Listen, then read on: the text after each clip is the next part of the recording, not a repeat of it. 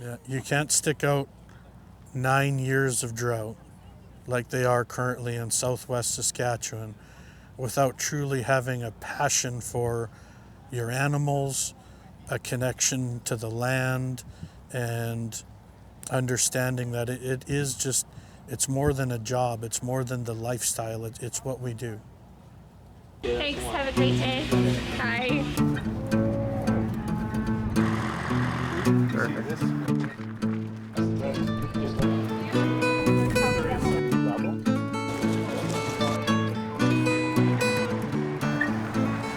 3 days, thousands of people, endless stories to be shared.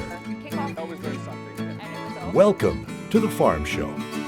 A look behind the scenes and the stories from Ag in Motion, Western Canada's largest outdoor farm show. Every day, people fall in love with their food. For those at Ag in Motion, the Canadian food chain is central to the show. You'll see livestock producers who are caretakers of cattle, young producers that nurture their animals, then have to let them go, experts who specialize in animal nutrition, and chefs who craft delightful dishes for consumers everywhere. So I'm Rob O'Connor, show director for Ag in Motion. Also, I'm fortunate enough to have a ranch, and I raise about 100 purebred Hereford cows every year. So both my girls have been in the cattle business since they were born. My family, they're our fourth generation in the cattle business. And Lexi actually first started showing calves when she was 5. She turned 5 at her first cattle show. And the only reason we allowed her is we had this sweet little calf that just loved her. So the two of them they worked so good together. And Lexi, when she was old enough to walk, never had a fear of animals. And she would walk right in with any of the cows, scare me to death sometimes because I couldn't hear. She'd be right behind me, and then she'd be in with the cows or the bulls with me. So there was moments where I have like a heart-stopping moment, but she never once was afraid of those cattle. And those cattle don't seem to ever be afraid of her either. She has this really good dynamic with them. So she loves this thing. And then Jessica, she enjoys the competition of it. She doesn't enjoy each individual cow like Lexi does, but Jessica does really like going out there and competing, and she certainly does like to win. Cattle producers wear many hats: rancher, breeder, marketer, and business operator. This year, show organizers have introduced the Junior Cattle Show, a new event at Ag in Motion. The Junior Cattle Show helps producers reach a wider audience to promote the genetics of their herd. For an event within an event, there is a lot to manage behind the scenes. We actually have an emergency plan specific to animals. So if there's wind or lightning or anything like that, we actually have a whole nother set of rules we follow for those animals. We also provide water here so that they always have cool, clean water at any time the owners need it. The other thing we do is we provide extra fencing around where the areas the cattle are, because an animal is still an animal, doesn't matter how well it's trained. If it gets scared or spooked, it may jump and get away from its handler. So our crew has done a great job putting up portable fencing so that our exhibitors and our attendees and the animals can all be safe. At Ag in Motion, it's not just for the adults and decision makers, it's also for the next generation of farmers to learn and participate. I'm Kylie Beck. I'm the Director of Livestock and Rodeo at Canadian Western Agribition. I have been asked to help out with the Junior Cattle Show portion that they've brought to Ag in Motion this year. Really excited to be involved. I love helping with junior events, being as involved with the youth in ag as I can. So we're just kind of helping be the people on the ground, making the day flow nicely here today. There's lots of moving pieces. We're standing in the middle of a large agriculture trade show. It's really awesome to see the kids have a chance to bring their projects out somewhere that's going to see so many people through the gates and have such large exposure to a different crowd than they would probably typically see at a junior cattle event. For most junior cattle show competitions in Canada, they start at 6 and they can go until they're 21. And the reason they have to start when they're 6 is because they're just a little too young to understand what's going around before that, and a little too small. And then after 21, most of those people are on to their first career and don't have the same amount of time to put towards a junior program. So they get to watch the older kids, the more senior members, do it, and they get to mimic them or do it, and that's how they learn. It's a 4-H model, which is learn to do by doing. So even when you're 6 or 7, you get to watch the older kids be your mentor and learn about that industry.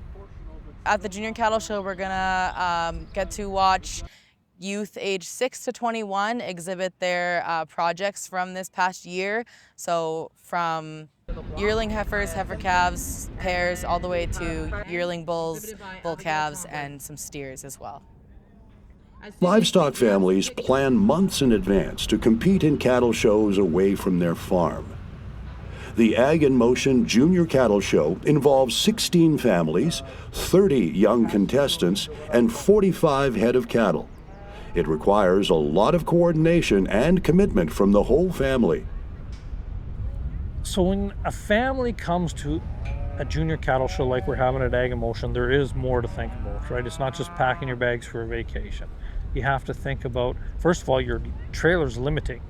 So you can't bring everything you want. You have to think about what animals you're going to bring, what those animals need when they're here as far as feed, how you keep them clean them when they get here, the supplies you need to get them prepared for the show, get their hair going the way you want, and then take all that product out because you can't leave it in the hair. So there's that, the bedding, the husbandry side of it, how do you keep them clean, how do you keep them safe, how do you keep them fed, and then you have to think about the timing. If the show starts at 9 in the morning, that probably means you're leaving home at 5 or 6 in the morning. Or in some cases, you might even want to go the night before. There's a lot of work that goes into it, so it's hard to appreciate because you just see animals walk out in the ring and you're like, oh, yeah, that's cool. But the hours of work, the behind the scenes, and just to appreciate that these animals, all these people come with these animals and they have pride in their animals and they really care about their animals, and there's something good about all of them. So at Ag in Motion at the Junior Cattle Show, what really you're observing is young people and their families bringing their cattle out to display in front of a judge. And the audience, because the audience could be looking at those animals or the genetics those animals represent to make a purchasing decision that will help them improve their own animals. My name is Baxter Blair and I'm from McLean, Saskatchewan. I grew up there. This is my first year being at Ag Motion, so I have the best seat in the house. So you're looking at them, their feet and legs, making sure that they're structurally sound. You're making sure that they have some substance, they have some dimension, they got some rib to them. And when we're at these shows as well, we're still looking for some eye appeal. So we're looking for cattle that, are attractive, that they're looking good through their front end, they're fresh, they're in the right kind of condition, but still have the right kind of body and power to go with that. And then when you're judging the market side of things, you're obviously looking at, how much muscle that they have, how much power, what we think is going to happen in terms of quality grade, yield grade, those kind of things. So really in the beef industry, the phenotypical attributes of an animal is you're looking for feet and leg structure, muscle, depth of body. Just like an athlete, the body has to be built correctly for the animal to be the most efficient, grow the best and the fastest.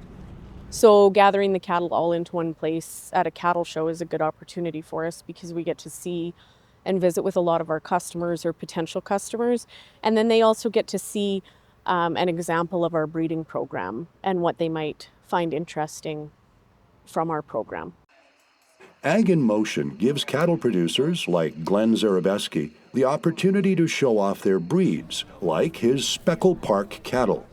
These cattle originated in Britain, but are bred to thrive in Canada's prairie climate and cold temperatures. They're developed as ranch cattle, which they're really efficient on feed. They're a little smaller framed, and it makes them really well adapted to be used by the commercial rancher who wants a smaller cow herd or smaller frame size so they don't have to feed as much. They also work really well because of their feed efficiency in the feedlot, but they have to be used in a crossbreeding program. You get them crossbreeding, you add those attributes of carcass quality for marbling and tenderness and the feed efficiency. So that's where we see them fitting in, is they work so well in a crossbreeding program.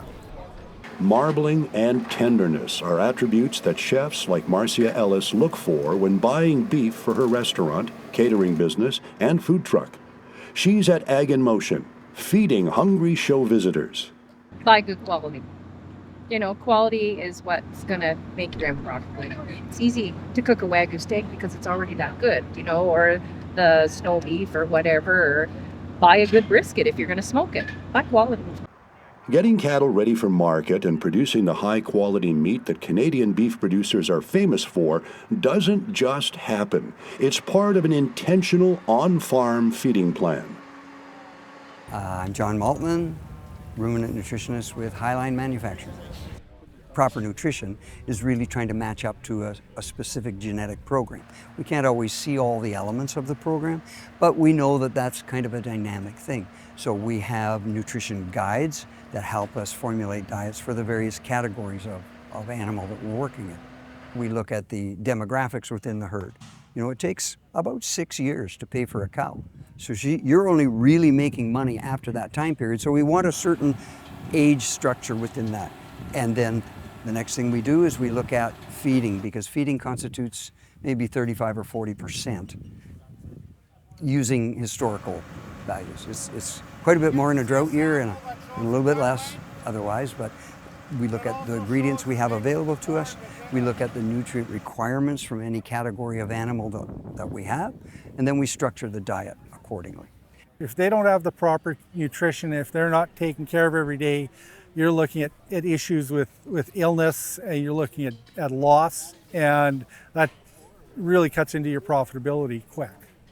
So you've got to be very attentive to your animals, and it just comes naturally that you see when an animal isn't well in your herd, and to detect illness, because you do see them every day, and it's a lifestyle more than it is a job. We love beef production, but it's a business, so we want to make money. And a lot of our management decisions have to be based on, well, what's the best for the cow at the best cost? We can't always least cost, but we can best cost. Back at the Junior Cattle Show, the competition is ramping up with the afternoon program in full swing. For many of the families here, a win can mean a large cash prize and extra promotion for their breed of cattle. What we judged this morning would have been showmanship, so that's actually just judging the kids themselves. So judging how they present the animals, how calm they are in the ring, how knowledgeable they are when you go and talk to them, and how well they're presenting their animals to you. Yeah, you still get butterflies in your stomach when you're about to go in, because you never really know how good you're going to do. You put in a lot of work for it, so there's a lot on the line for how good the cattle does. All of these young people are out here learning, developing their skills, and getting better. When we talk about the cattle, you'll notice as kids bring their animals into the ring, and they're having so much fun showing, and they have so much pride in what they're showing. Break it down, they lead them in. They usually do a circle or two. They line up head to tail. They'll be evaluated and pulled in. So if you've ever watched, the dog shows on TV or such like that, it's like how they do their parade, and then they'll stand them and the judge evaluates, and then we'll put out their placings from that perspective. I think in terms of like the show itself, for showmanship, the judges are looking at the kids and how well they can present the animals to their best ability. And then when we move into the conformation classes, for the females, they're going to look for a female that's kind of put together, the complete package. She should have some muscle. She should be easy moving, free moving, and be able to get out and travel. She should have good feet and legs, and she should have good udders and teat placement, that kind of stuff to kind of make. They're looking for the standout, the one that comes the most well-rounded animal in the ring.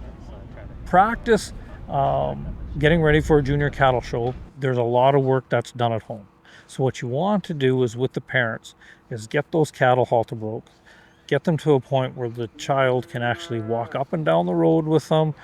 They brush them, they wash them every day so that they're nice and calm and easy to handle. But at the same time, you're just like grooming a dog or a person's hair.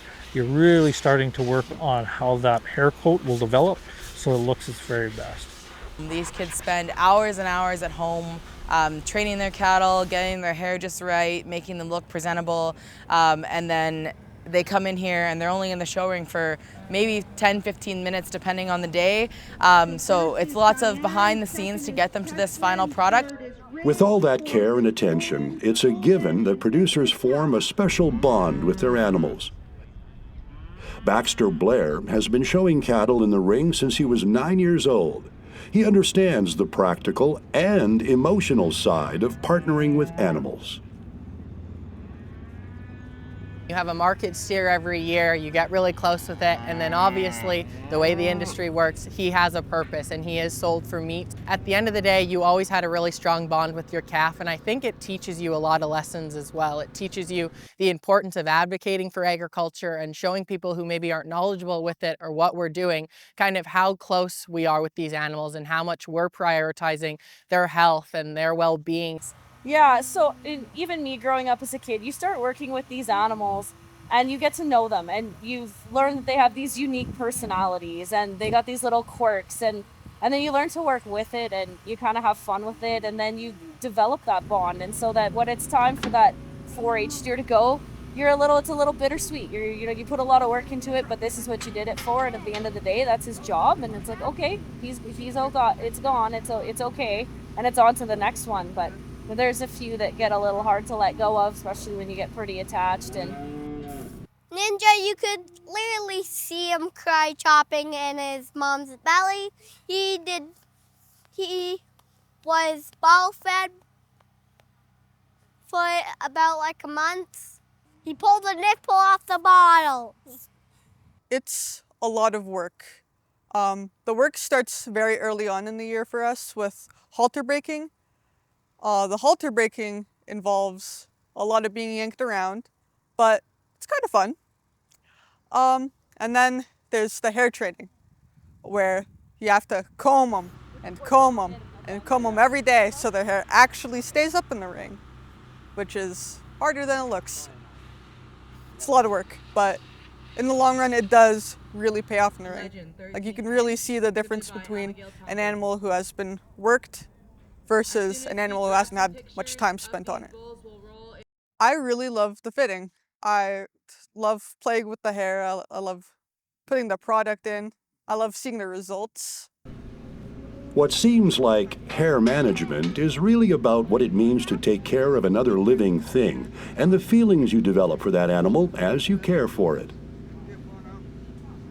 Yeah, like, I think the more time you spend with something, especially like a living creature, the more you'll get attached to it. So there's just that natural attachment, but then you get the ones that are really sweet. Like our biggest bull back there, he's the sweetest animal on our farm. Like, my brother's ridden on him, he sat on him, and he's just like he'll walk up to you in the pen, and it's just like those sweet ones really get to your heart, and it's like always so sad to see him go. I had a steer recently, and he was just a little dog. He would follow you around. He loved attention, and I had to sell him recently, and it was heartbreaking, but it's what it is. It's their purpose, what they're meant for. It's impossible to spend this many hours with the animals and not form a bond. It just shows how much time they put in with the animals. An animal wouldn't an animal wouldn't let a kid lay on it without it being a huge trust between both of them. So it really shows the work and the effort put in.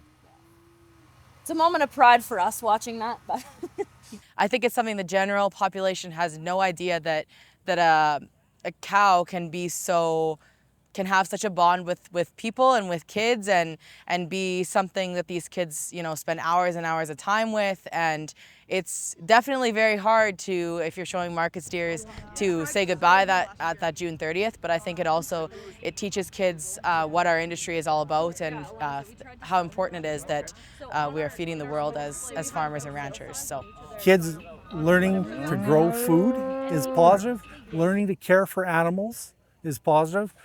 And working with the animals, they develop a work ethic. And it's something we really do need, is that strong work ethic.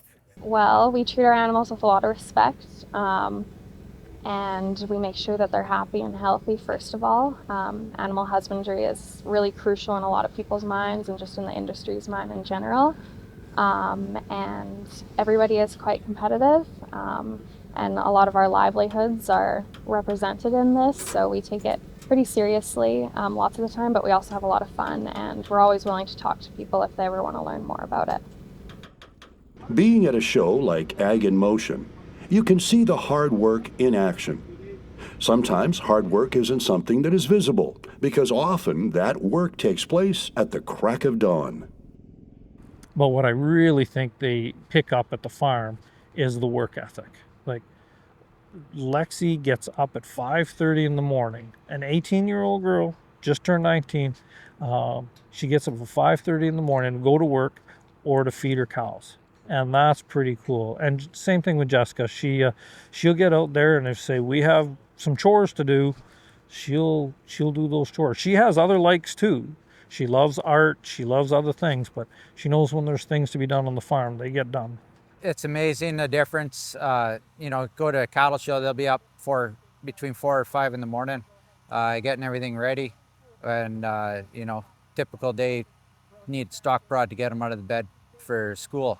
But when it comes to the livestock and the show, they're pretty self-motivated. At the end of the day, a win for the hard work of raising and showing cattle is to have beef enjoyed in Canadian restaurants and food trucks. At the Bigger Bites food truck at Ag in Motion, beef brisket is on the menu, and it's a favorite.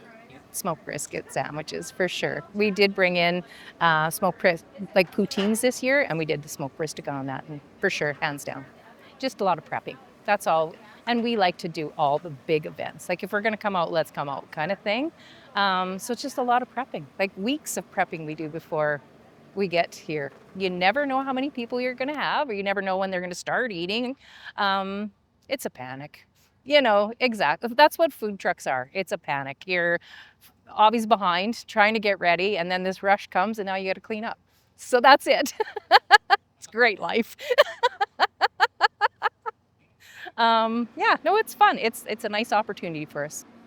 Before working as a restaurateur, Marcia worked as a livestock producer at the other end of the cattle life cycle.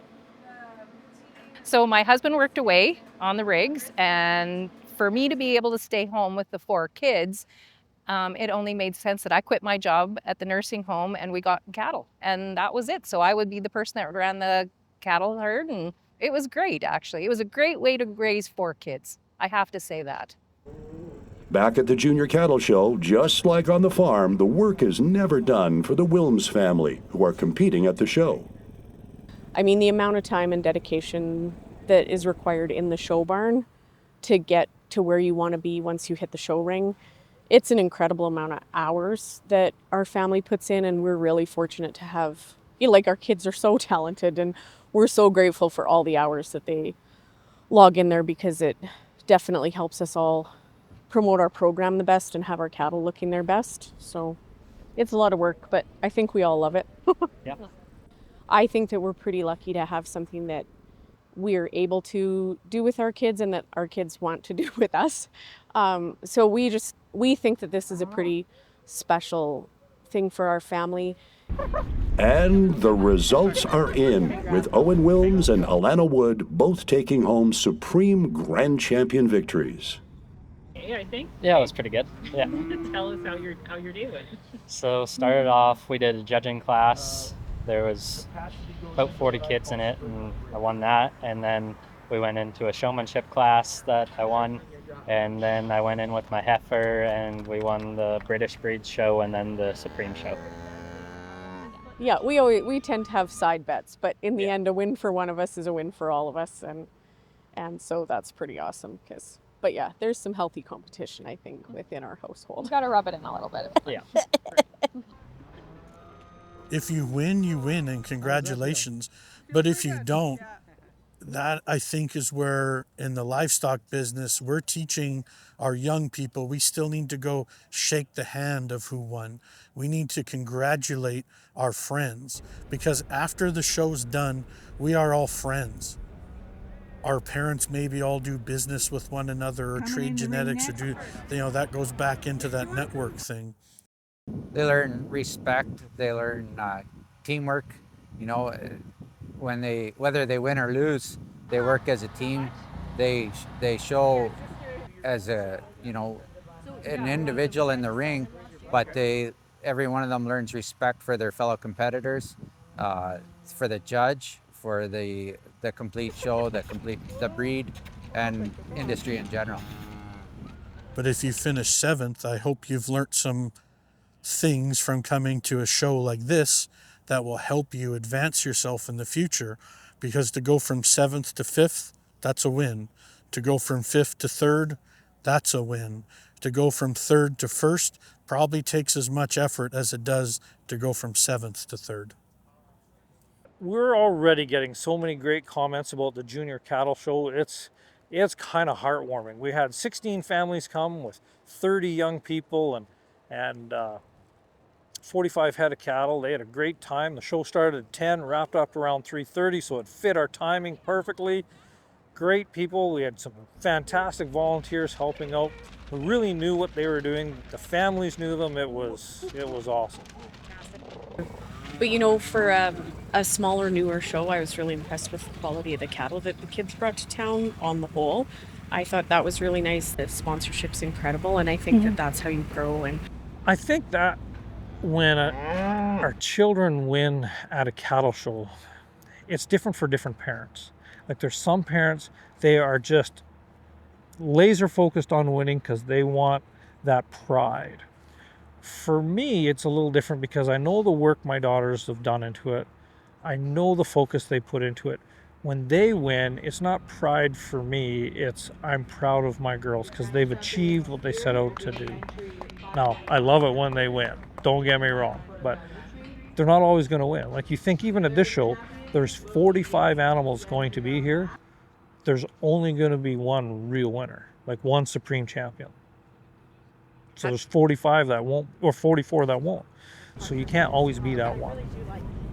The stewardship and the stockmanship that these young people are learning at events like this, that's how you develop skills that advance so many things in the egg sector themselves.